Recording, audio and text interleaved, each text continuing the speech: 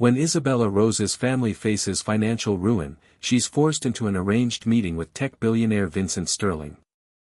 What starts as a business transaction becomes a dangerous game of secrets, passion, and betrayal that will change both their lives forever. The champagne glass slipped from Isabella's trembling fingers, shattering against the marble floor of Le Bernardin's private dining room. The sound echoed like a gunshot in the suffocating silence, crystal fragments catching the amber light from the chandelier above. "I'm sorry," she whispered, dropping to her knees, her black dress pooling around her like spilled ink. "I'm so sorry." Vincent Sterling remained seated, his steel-gray eyes fixed on her with an intensity that made her skin burn. At 34, he commanded boardrooms and bent Fortune 500 companies to his will, but watching this 22-year-old woman frantically gathering glass shards with her bare hands stirred something predatory in his chest. "Leave it," he said, his voice carrying the quiet authority of a man accustomed to absolute obedience. Isabella's hands stilled. A drop of blood welled from her palm where a shard had bitten deep. She looked up at him through dark lashes, her green eyes wide with a terror that had nothing to do with broken glass and everything to do with the man who held her family's future in his hands. "Your father owes me $3.7 million, Vincent continued, leaning back in his chair with predatory calm. "His construction company used my investment firm's money to cover gambling debts. Did you know that?" The color drained from Isabella's face. "No. He said it was for expansion. Your father is a liar and a thief." Vincent's words cut through the air like razor wire. "But you already knew that, didn't you?" Isabella's breathing quickened. She could smell his cologne, expensive and dark, mixing with the scent of fierce sweat on her own skin. The restaurant around them hummed with the quiet conversation of New York's elite, but their corner felt isolated, dangerous. "What do you want from me?" she asked, though part of her already knew. Vincent stood slowly, his 6'3" frame towering over her as she remained kneeling among the broken glass. He reached into his jacket and withdrew a single sheet of paper, placing it on the table beside her untouched salmon. "A marriage contract," he said. 1 year. You play the devoted wife for my business associates and media. In return, your father's debt disappears." Isabella's heart hammered against her ribs. She rose unsteadily, ignoring the blood now dripping from her palm onto the white tablecloth. "And if I refuse?" Vincent's smile was sharp enough to cut. "Your father goes to prison. Your mother loses the house. And you?" His eyes traveled slowly down her body and back up. "You finish your art degree with the knowledge that you could have saved them with one simple word." The weight of his gaze made her feel exposed, vulnerable, like prey circled by something that had decided whether to devour her. She thought of her mother's tired eyes, her father's desperate phone calls, the eviction notice hidden in her bedroom drawer. "You're a monster," she whispered. "Yes," Vincent agreed, stepping closer until she could feel the heat radiating from his body. "But I'm the monster who can save your family." Isabella reached for the contract with her uninjured hand, but Vincent caught her wrist, his fingers wrapping around it like a shackle. His skin was surprisingly warm, and she hated how her pulse jumped at the contact. "There's something you should know first," he said, his voice dropping to a dangerous whisper. "I don't just want a wife, Isabella. I want complete surrender. Every breath, every heartbeat, every thought. You belong to me for that year, body and soul." She tried to pull away, but his grip tightened. "I'm not your property. Aren't you?" His thumb brushed across the pulse point in her wrist, and she shivered despite herself. "Sign the contract, Isabella. Save your family. Let me show you what you're really capable of becoming." The pen felt impossibly heavy in her fingers as she signed her name at the bottom of the page. The moment the ink dried, Vincent released her wrist and stepped back, his expression shifting to something almost resembling satisfaction. "Excellent," he said, folding the contract and slipping it back into his jacket. "We'll be married next week. I've already made the arrangements." Isabella stared at him in shock. "Next week?" I haven't even said yes to dating you, let alone marrying you. Vincent's laugh was cold as winter steel. You just did. Welcome to your new life, Mrs. Sterling. 6 months later, Isabella stood in the floor-to-ceiling windows of Vincent's penthouse, watching storm clouds gather over Manhattan. The city sprawled beneath her like a glittering circuit board, but all she could think about was the phone call that had shattered her carefully constructed new world. Your husband is not who you think he is. The stranger's voice still echoed in her ears, cold and mechanical through the burner phone that had been delivered to her art studio that morning. She'd almost thrown it away, assuming it was another reporter trying to dig up dirt on their whirlwind marriage. But something in the caller's tone had made her listen. Isabella? Vincent's voice made her jump. She turned to find him in the doorway, his white shirt unbuttoned at the collar, sleeves rolled up from another 16-hour workday.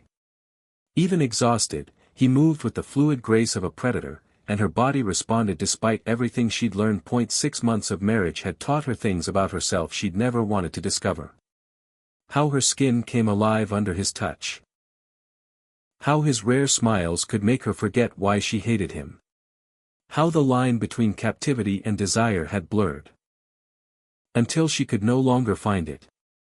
You're bleeding again, he said, crossing the room with quick strides. Isabella looked down at her palm, where she'd unconsciously reopened the scar from that first night. It had become a nervous habit, picking at the healed wound whenever Vincent's presence became too overwhelming. I spoke to someone today, she said, not moving away as he took her hand in his. His fingers were gentle as they examined the fresh cut, a tenderness that made her chest ache with confusion. Oh. His voice remained neutral, but she felt the subtle tension that entered his body. They told me about Elena Rodriguez. Vincent's hands stilled. The name hung between them like a blade, sharp and deadly. For a moment, his mask slipped, and she saw something raw and dangerous flash in his gray eyes before he carefully composed himself. What exactly did they tell you? He asked, releasing her hand and stepping back. Isabella pulled out her phone, scrolling to the news articles she'd spent the afternoon reading. Tech journalist. 25 years old. She was investigating Sterling Industries' offshore accounts when she died in a car accident 2 years ago. Her voice grew stronger with each word. The same week she was supposed to publish an exposé about money laundering through construction companies. Vincent moved to his bar cart, pouring himself 3 fingers of whiskey with steady hands. Accidents happen. Her brakes were cut. Isabella's accusation cracked through the air like a whip.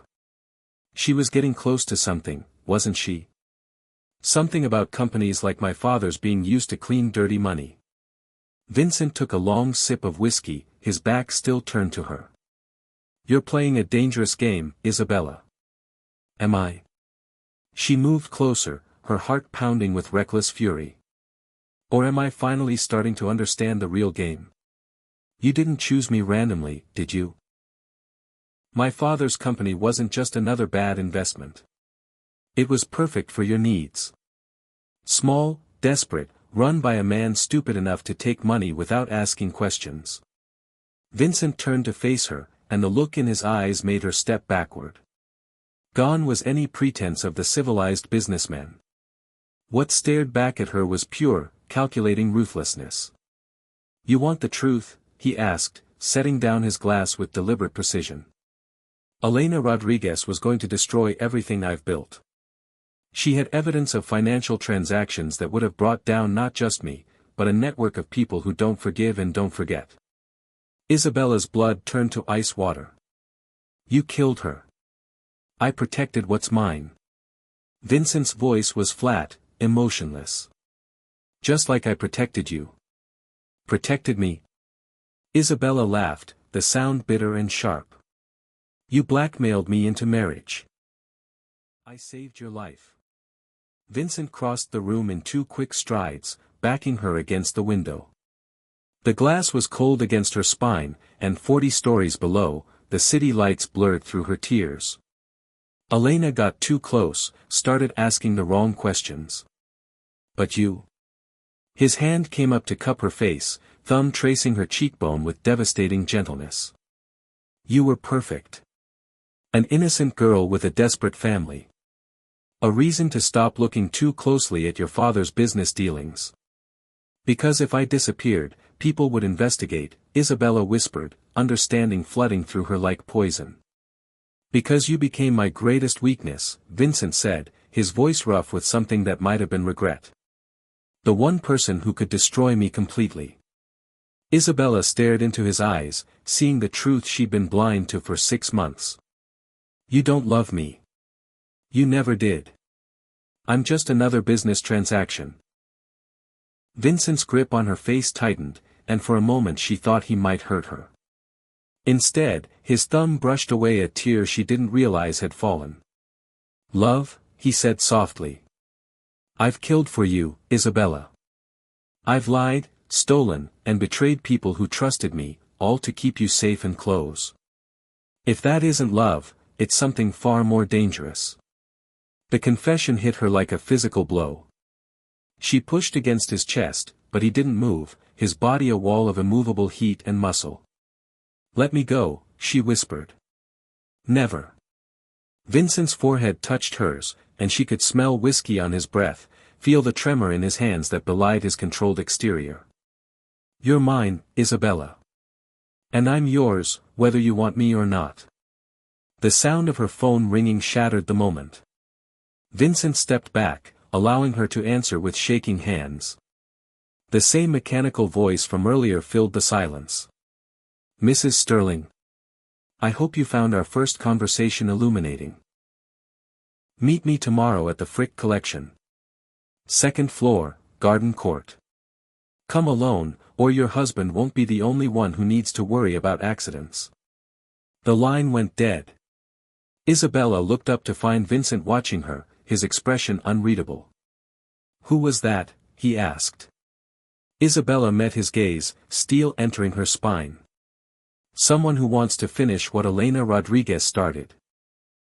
The Frick Collection's garden court felt like a cathedral of secrets, its glass ceiling filtering autumn sunlight into golden pools across the marble floor. Isabella sat on a bench beside the central fountain, her hands clasped so tightly in her lap that her knuckles had gone white. Classical sculptures watched her with blind stone eyes, eternal witnesses to the conversation that was about to reshape her world. Mrs. Sterling. Isabella turned toward the voice and froze. The woman approaching her was petite and elegant, probably in her 50s, with silver hair pulled back in a perfect chignon. She wore a tailored navy suit that screamed old money, and her smile was warm enough to fool anyone who wasn't looking at her eyes. I'm sorry, do I know you?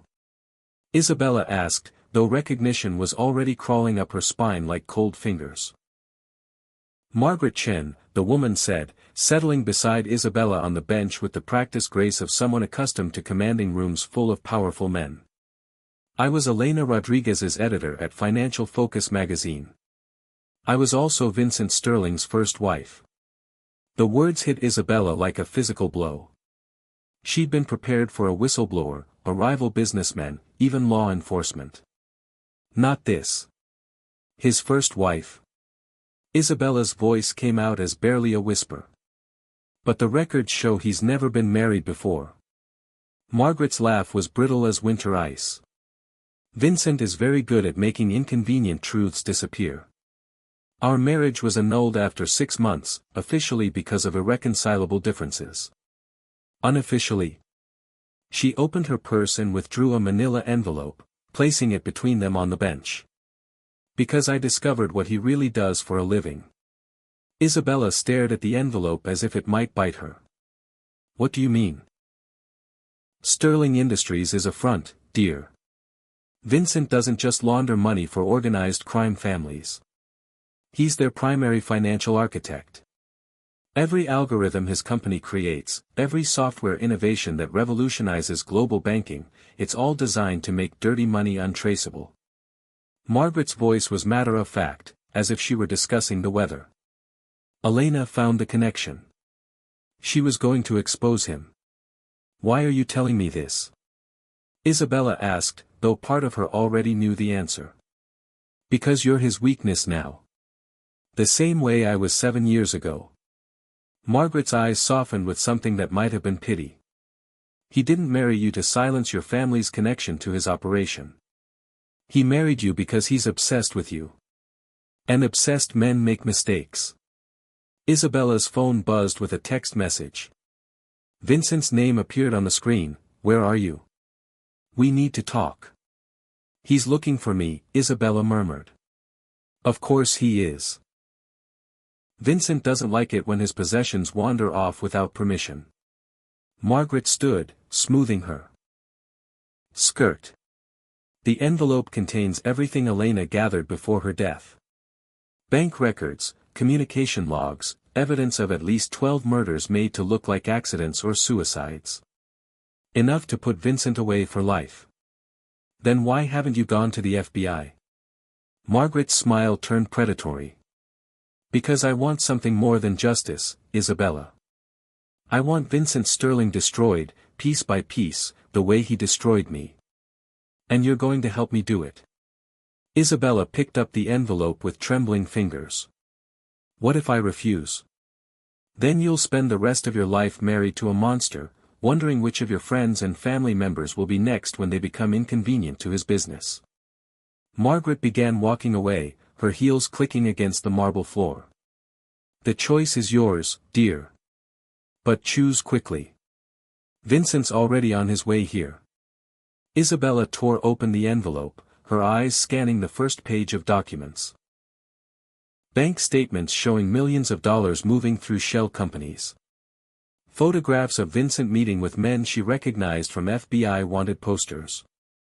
Email threads discussing permanent solutions to loose ends.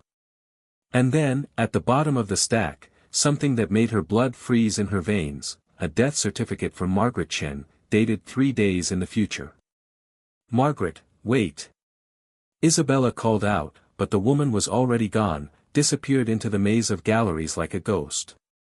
Isabella's phone rang. Vincent's name flashed on the screen, and she answered with hands that shook so violently she could barely hold the device. Where are you? Vincent's voice was tight with barely controlled panic. The frick, Isabella said, her voice steadier than she felt. I needed air. Time to think. Come home. Now. It wasn't a request. Isabella looked down at the documents scattered across her lap, evidence of horrors she was only beginning to understand. Vincent, did you love your first wife? The silence on the other end stretched so long she thought the call had dropped. What did you just say? Vincent's voice was deadly quiet. She's dead. Vincent's words hit her like a slap. Margaret Chen died in a psychiatric facility 3 years ago. Whoever you just met, whoever gave you information, it wasn't my ex-wife. Margaret Chen. You were married to her 7 years ago. Did you love her the way you claimed to love me? Isabella's voice grew stronger with each word, fury burning through her fear like acid. Or was she just another business arrangement that got out of hand? Isabella, listen to me very carefully. Vincent's words came fast now, urgent. Whatever Margaret told you, whatever she showed you, you're in danger. She's not who you think she is. Really? Then who is she? Isabella's vision went white around the edges. She looked around the garden court frantically, but except for a security guard reading a newspaper by the entrance, she was completely alone. That's impossible. I was just talking to her. She gave me. What did she give you? Vincent's voice was sharp with fear. Isabella looked down at her lap. The envelope was gone. The documents had vanished as if they'd never existed. All that remained was a single white card with an address written in elegant script. Vincent, Isabella whispered, terror creeping up her spine like ice water. I think I'm in trouble. Stay exactly where you are. Don't move, don't talk to anyone, don't even breathe wrong until I get there. Vincent's voice carried the authority of a man accustomed to life and death decisions. Isabella, do you trust me? She stared at the card in her hands, at the address that meant nothing to her, at the perfect handwriting that seemed to shimmer and move before her eyes. "I don't know," she whispered. "Then trust this," Vincent said, his voice raw with emotion. "If anything happens to you, I will burn this entire city to the ground to find you. Do you understand me?" Before Isabella could answer, she felt a sharp pain in her neck. She turned to see a man in a museum uniform, his face kind and apologetic as he withdrew a small syringe from her throat. "I'm sorry, Mrs. Sterling," he said gently. "But you really shouldn't have come here alone." Isabella's phone clattered to the marble floor as darkness closed around her like velvet curtains. The last thing she heard was Vincent's voice screaming her name through the speaker, desperate and broken and too far away to save her. Isabella woke to the sound of her own breathing, amplified and distorted by the concrete walls surrounding her. The basement smelled of rust and dampness, and when she tried to move, chains rattled against the metal chair she'd been bound to. Her head pounded with the aftereffects of whatever drug they'd used, and her mouth tasted like copper and fear. "You're awake. Good." The voice came from the shadows beyond a single harsh light bulb hanging above her. Isabella squinted, trying to make out her captor's face, but all she could see was a tall figure in an expensive suit. "Who are you?" she demanded, surprised by the strength in her own voice. "Someone who's been waiting a long time to meet Vincent Sterling's weakness."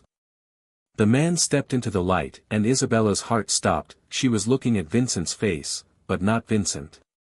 The features were sharper, the eyes colder, the smile crueler. This man shared Vincent's DNA but none of his carefully controlled humanity. "Marcus Sterling," he said, apparently enjoying her shock. "Vincent's twin brother. The one he spent years pretending doesn't exist." Isabella's mind reeled. Vincent had never mentioned a brother, never shown any family photos, never spoken of his past beyond vague references to building his empire from nothing. "What do you want?" she asked. Marcus pulled up another metal chair, sitting directly in front of her with predatory casualness.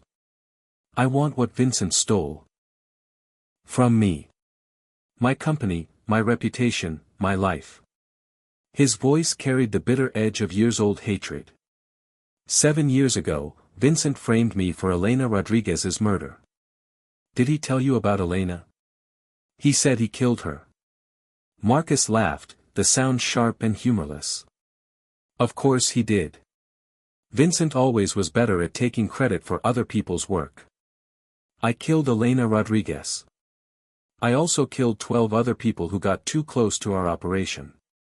Vincent built the financial networks, but I handled the messy details." Isabella felt sick. "You're both monsters." "Yes, but I'm an honest monster. Vincent likes to pretend he's something noble, that his hands are clean." Marcus leaned forward, close enough that she could smell his expensive cologne mixed with something metallic that might have been blood. "He let me take the fall for Elena's death, used his connections to have me declared legally dead, then built his empire on my work. So this is about revenge. This is about justice." Marcus reached into his jacket and withdrew a smartphone, showing her the screen. "Vincent should be receiving this video momentarily."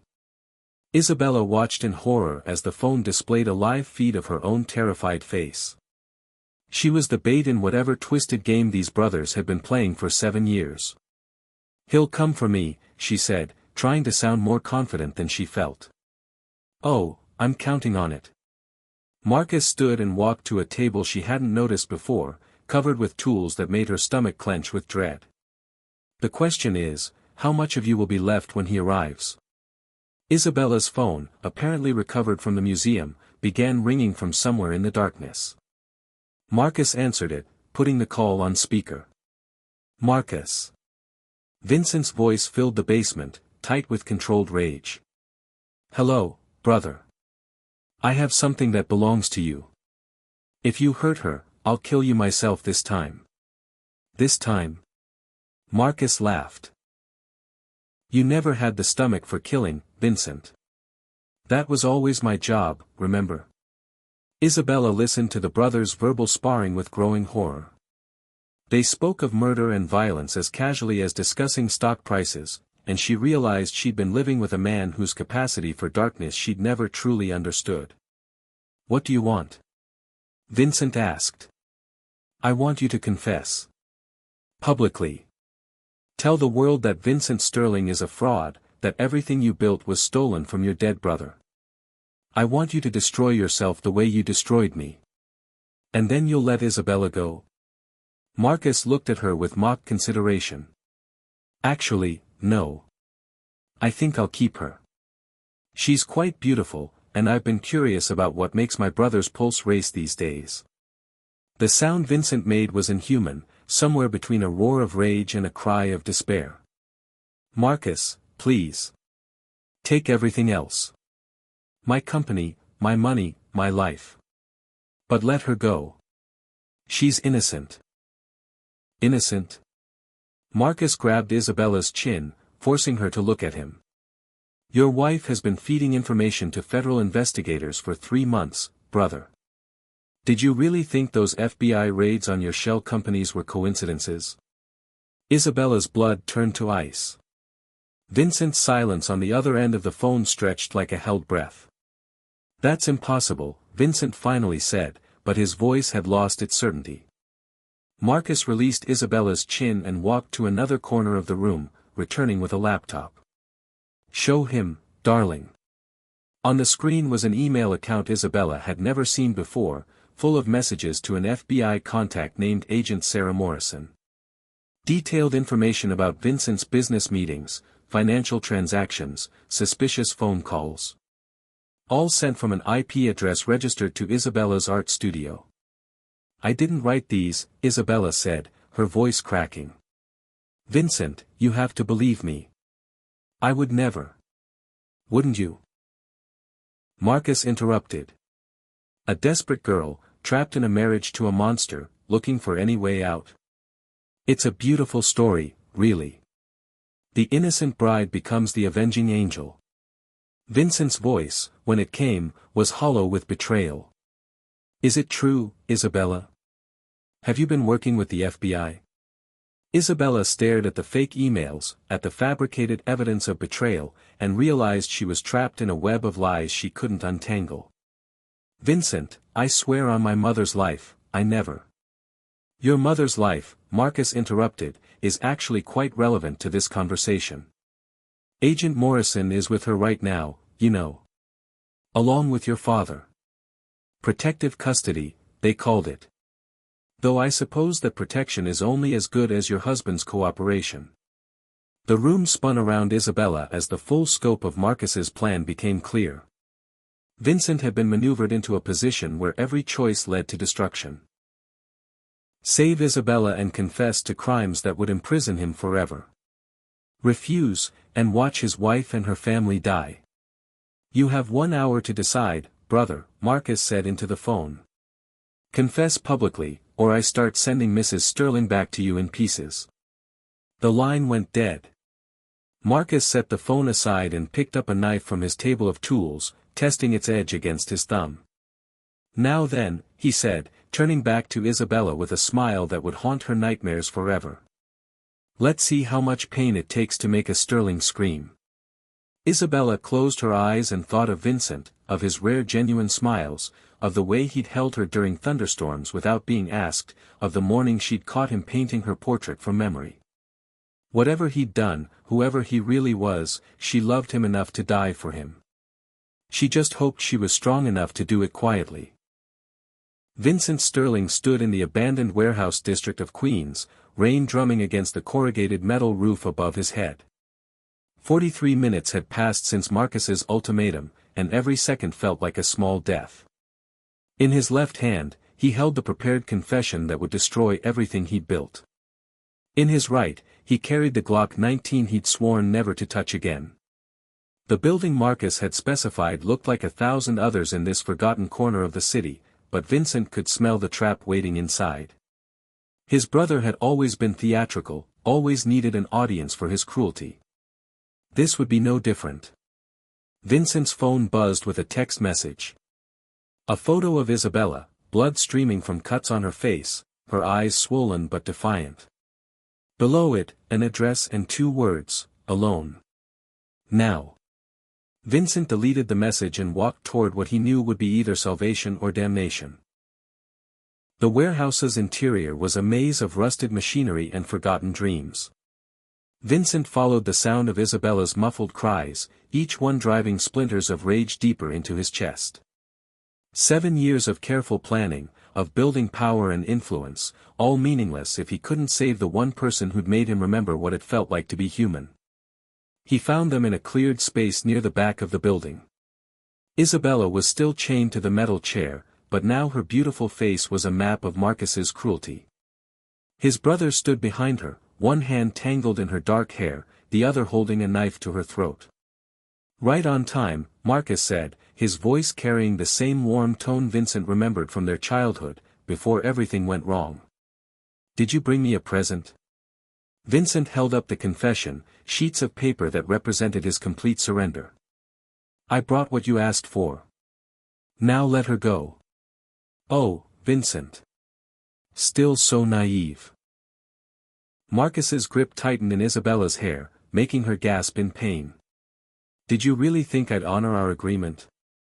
I've spent 7 years in hiding, planning this moment.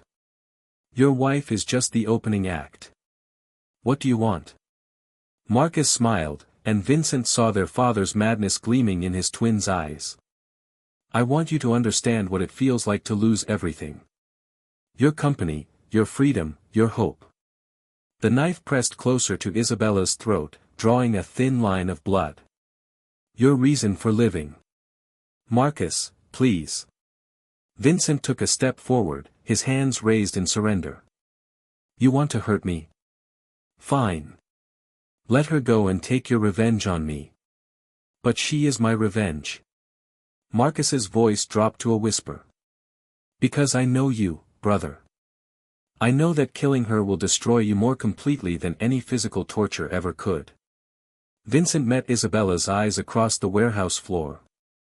Even beaten and terrorized, she looked at him with such fierce love that his chest clenched with the magnitude of what he was about to lose. She mouthed 2 words, "I'm sorry." "For what?" Vincent asked aloud. Isabella's gaze flickered to something behind him, and Vincent understood a moment too late. The confession fell from his nerveless fingers as electricity coursed through his body, driving him to his knees. Through the haze of pain, he saw FBI agents pouring into the warehouse, guns drawn, shouting orders. "FBI! Drop your weapon." Marcus released Isabella and stepped back, his hands raised in mock surrender. "Officers, thank God you're here. Vincent Sterling has been holding my wife and me hostage." Vincent tried to speak, to protest, but his muscles were still locked from the taser's shock. He could only watch in horror as the narrative Marcus had constructed for 7 years finally played out. "Mrs. Sterling contacted us 3 months ago," Agent Morrison announced, her voice carrying over the chaos. "She's been working undercover to gather evidence of your criminal activities. The marriage was a federal operation from the beginning."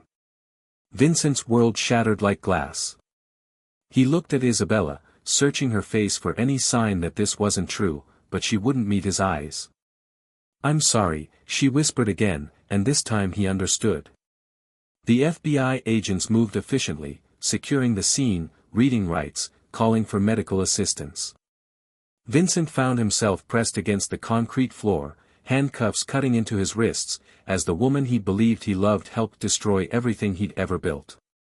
"Mrs. Sterling," Agent Morrison was saying, "are you injured? Do you need medical attention?" Isabella touched the cuts on her face gingerly. "I'll be fine." "Is it over?" "Thanks to your cooperation, we have enough evidence to put Vincent Sterling away for life. The Sterling Industries investigation is complete." Vincent watched from the floor as Isabella was helped to her feet, as FBI agents treated her with the careful respect reserved for valuable assets. The woman who'd signed a marriage contract in terror, who'd learned to love him despite knowing what he was, had been playing a role the entire time. "Isabella," he called out, his voice raw with betrayal. She turned back to him, and for a moment, he saw something that might have been regret in her green eyes. "My real name is Agent Isabella Rodriguez," she said quietly. "Elena was my sister." Vincent closed his eyes as the last piece of the puzzle fell into place. Elena Rodriguez, the journalist whose death had started this entire catastrophe, had been avenged by her younger sister. The innocent art student had been a federal agent from the moment she'd walked into Le Bernardin. Every kiss, every whispered word of love, every moment of passion, had been calculated to bring him to this moment. "Did any of it mean anything to you?" Vincent asked, his voice barely audible above the commotion. Isabella knelt beside him, her hand hovering inches from his face but never quite touching. "I went in planning to hate you," she said, so quietly only he could hear. "I was going to watch you burn and feel nothing but satisfaction. And now?" Tears tracked through the dried blood on her cheeks. "Now I know that loving someone doesn't make them less dangerous. It just makes destroying them hurt more." Agent Morrison appeared at Isabella's shoulder. "Agent Rodriguez, we need to get you debriefed and treated for those injuries." Isabella stood, but her eyes remained locked on Vincent's. "My sister would have wanted justice. But she also would have wanted me to be happy." She paused, her voice breaking slightly. "I'm not sure she can have both." As the FBI agents lifted Vincent to his feet, he caught sight of Marcus being led away in handcuffs as well. His brother turned back with a triumphant smile that didn't quite reach his eyes. "See you in hell, brother," Marcus called out. "You first," Vincent replied, understanding finally clicking into place. Marcus had orchestrated this entire scenario, but he'd underestimated Isabella's true loyalties and the FBI's thoroughness. They'd both been played by forces larger than their sibling rivalry. The warehouse emptied slowly, leaving only the echo of 7 years' worth of secrets finally exposed to the light. Vincent was loaded into a black SUV, but through the tinted windows, he watched Isabella standing in the rain, looking lost despite her victory. 6 months later, Vincent sat in a federal courtroom as the judge read his sentence. Life in prison without the possibility of parole. The financial empire he'd built had been dismantled piece by piece, its assets distributed to the victims of the crimes he'd enabled. Marcus had received the death penalty for Elena Rodriguez's murder and 11 other counts of homicide. But as the gavel fell, Vincent found himself looking not at the judge or the prosecutors, but at the gallery behind him. Isabella sat in the back row, no longer the terrified girl from Le Bernardin or the confident federal agent from the warehouse. She looked tired, older, marked by the weight of choices that had saved lives but destroyed any chance of her own happiness. Their eyes met across the courtroom, and Vincent saw the truth she'd never been able to speak aloud. She had loved him, genuinely and completely, even as she betrayed him. The art student who dreamed of painting in Tuscany had been real, buried beneath layers of federal training and justified vengeance but real nonetheless. Vincent smiled at her then, the first genuine expression of peace he'd felt since the night they'd first met. He mouthed 2 words, "Thank you." Isabella's composure cracked, and she pressed a hand to her mouth to muffle a sob that echoed through the silent courtroom. But she didn't look away, didn't run from the pain of what they'd become to each other. As the bailiffs led Vincent away in shackles, he carried with him the image of Isabella's tears, the knowledge that their love had been both the most real and most destructive thing either of them had ever experienced. In the end, they had each saved the other from a different kind of damnation, even as they condemned themselves to live with the memory of what might have been. The warehouse district where it all ended was demolished 6 months later, replaced by luxury condominiums that would house families who would never know the secrets buried beneath their foundations. Sometimes love was salvation, and sometimes it was the beautiful destruction that cleared the way for something better to grow. Vincent Sterling and Isabella Rodriguez had been both to each other, and that would have to be enough. The end. Like if you enjoyed this story. Subscribe for more romance stories. Comment your thoughts below.